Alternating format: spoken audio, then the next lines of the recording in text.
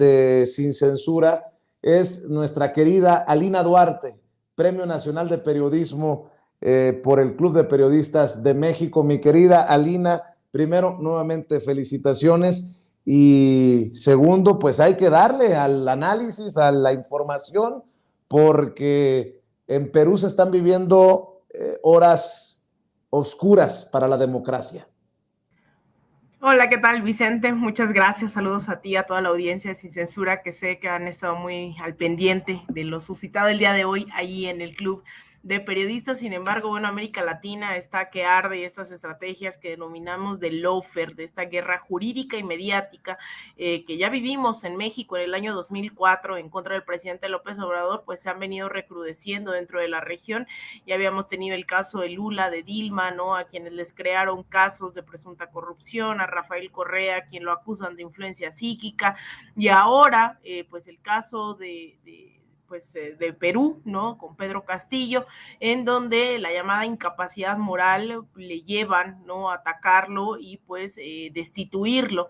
Hay que poner varios acentos en la discusión de Pedro Castillo. Una es que es un gobierno democráticamente electo. Las y los peruanos decidieron elegirlo hace poco más de un año como presidente, alguien que venía de los pueblos originarios, que venía de la docencia, del sindicalismo magisterial, alguien que se denominaba de ese Perú profundo. No había duda de que Pedro Castillo fue electo democráticamente. Sin embargo, desde un comienzo, primero las elecciones fueron puestas en duda y alargadas durante muchísimas semanas por el fujimorismo, por Keiko Fujimori, quien pues tenía miedo primero de ser juzgada por actos de corrupción, así que decidió insistir en que había habido un fraude, en que ella era quien había ganado, y eso demoró varias semanas hasta que por fin ratificaron la victoria de Pedro Castillo. Sin embargo, también el electorado decidió votar, es bastante similar a lo ocurrido en Chile el año pasado, que a pesar de tener un candidato más a la izquierda en ese sentido, que después también hay críticas sobre el academicismo de esta persona, ¿no? de Verónica Mendoza, era la candidata de la izquierda. Sin embargo, los medios de comunicación se le fueron directo a la yugular, sembraron muchas dudas sobre esta candidata, y por el otro lado estaba el fujimorismo. Así que en el centro se encontraba Pedro Castillo, logró colarse dentro del establishment peruano y consigue la victoria. Sin embargo, a los pocos meses, Pedro Castillo decide renunciar a su partido. No tiene una base partidista, no tiene una base militante, simpatizante, decide dar un paso atrás, y ante las presiones de la derecha decide cambiar una y otra y otra y otra ocasión su gabinete. Entonces no es sorpresa que el día de hoy renunciaran bastantes personajes de su gabinete, y que tampoco es sorpresa que la vicepresidenta fuera quien asuma la presidencia. Llega a esta última etapa un Pedro Castillo que pues no tuvo esa astucia para generar las alianzas suficientes en la región. Incluso recordarán, el presidente López Obrador mandó una comitiva hacia Perú tratando un poco, ¿no? Más que un poco, bastante, de apoyar con recursos técnicos, logísticos, de lo que hiciera falta o lo que pudiese aportar el presidente López Obrador. Ahí era una alianza muy clara. Sin embargo, pues Pedro Castillo lo vimos que aún cuando el presidente López Obrador, por ejemplo, en junio pasado decidió no acudir a la Cumbre de las Américas, Pedro Castillo sí acude, e incluso su cierre de este discurso que da en Los Ángeles es América para los americanos. Cierra con esta frase que representa la doctrina Monroe, que representa el imperialismo estadounidense durante los últimos 2 siglos, y ese es el cierre del discurso de un Pedro Castillo, además de haberse tomado fotos con Jair Bolsonaro, muy sonriente, un Jair Bolsonaro que representa la ultraderecha. Entonces hay varias lecciones que hay que sacar dentro de este proceso. Primero es que no basta con ganar el gobierno, el poder se obtiene a través de las alianzas con los movimientos sociales, las fuerzas progresistas, alianzas que no hizo Pedro Castillo una vez llegada a la presidencia. Segundo, creo la figura de un partido político fuerte, ¿no? También es necesaria, y en este caso decidió incluso renunciar a su partido. La tercera es, se abandonó definitivamente al no tener alianzas con los movimientos y fuerzas progresistas, abandonaron las calles. Evidentemente no hubo una formación de cuadros en un periodo muy corto de un año, así que pues ahí Pedro Castillo también no supo hacer alianzas. En cuarto lugar, a nivel regional, no pudo terminar de anclarse dentro de esto que ha sido denominado como un ciclo nuevo de gobiernos progresistas, a pesar de que se les echó el inflable, ¿no? Para que saliera ahí, que estuviera ahí pataleando, ¿no? En el mar de caos que reinaba en Perú. Esto no ocurrió. Entonces, en la desesperación, Pedro Castillo hace un movimiento de disolución del Congreso que al final pues no termina por consolidarse.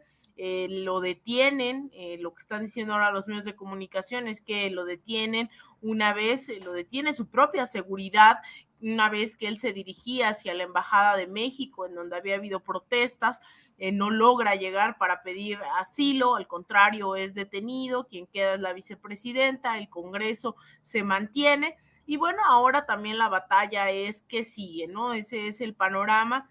No obstante, hay que decir que esta ha sido la constante en Perú durante al menos los últimos 10 años, con Pedro Castillo, la actual vicepresidenta ya. Son 11, si no me equivoco, los presidentes que han gobernado, es decir, algunos han gobernado por 2, 3 años, otros tan solo por días, por meses. El fujimorismo definitivamente, a pesar de ser gobiernos cortos de derecha, pues tampoco los ha dejado gobernar. Entonces pareciera que esta es una arremetida directa de estos sectores de ultraderecha, anclados también en la poca maniobra que tuvo Pedro Castillo. Entonces ahora vemos los pronunciamientos de presidentes, expresidentes, líderes de la región, estando al tanto. El mismo presidente López Obrador ha mostrado, ¿no? Nuevamente, si bien dice la no injerencia, la soberanía de los pueblos, la autodeterminación, que es pues nuestra política exterior, la doctrina Estrada, también es verdad, ¿no? Que hay presidentes, expresidentes como Evo Morales, que han insistido en que más allá de los aciertos y errores del ahora expresidente Pedro Castillo, es un ser humano, ¿no? Que requiere que se respeten sus derechos humanos, y que, bueno, también la derecha ha ocupado cualquier pretexto para avanzar. Esta era la tercera ocasión en la que intentaban quitarlo de la presidencia, sin embargo, esta vez lo lograron. Y eso no implica, Vicente, y con eso cierra, que quitemos el ojo también de lo que estaba ocurriendo en Argentina con Cristina Fernández de Kirchner, quien junto con Néstor Kirchner, su esposo, gobernaron durante 12 años en Argentina, y después hubo un periodo, ¿no? En donde ella no estuvo al frente, ganó la derecha, y ahora como vicepresidenta pues ha sido sujeto también de esta arremetida mediática jurídica de la creación de casos, tanto como lo hicieron con Lula, como con Dilma, como con ahora Pedro Castillo. Pues ahora es nuevamente Cristina Fernández de Kirchner. La condenan a 6 años de prisión y también la inhabilitan de por vida para cualquier cargo público, lo cual significaría que, siendo la ficha más fuerte para competir nuevamente por las elecciones presidenciales en Argentina, pues estaría siendo inhabilitada. Esto definitivamente ha generado bastante debate, bastante inconformidad, sobre todo dentro del peronismo argentino. Así que también en Argentina las cosas están que arden, sobre todo también porque había ya también una necesidad de radicalizar el gobierno actual de Alberto Fernández, que ya va de salida. Había sido bastante condescendiente con la derecha argentina en términos de aceptar la deuda impuesta negociada por el expresidente Mauricio Macri, y pues que fueron millones de dólares que hoy está el pueblo argentino a punto de pagar. Entonces era una situación ya de caos, ¿no? De por sí, de inestabilidad, sumado a la pandemia, la inflación, la guerra en Ucrania, y que ahora, sin tener el liderazgo de Cristina Fernández de Kirchner, evidentemente la izquierda argentina se enfrenta a un gran reto. Entonces, vaya que han sido 2 días bastante fuertes para América Latina, para la izquierda progresista, pero también de muchas lecciones, de aciertos y errores en esos mismos términos, Vicente. Claro que sí, estaremos al pendiente, estoy seguro que estarás al pendiente para la audiencia de Sin Censura porque son de los temas que te apasionan y bueno, pues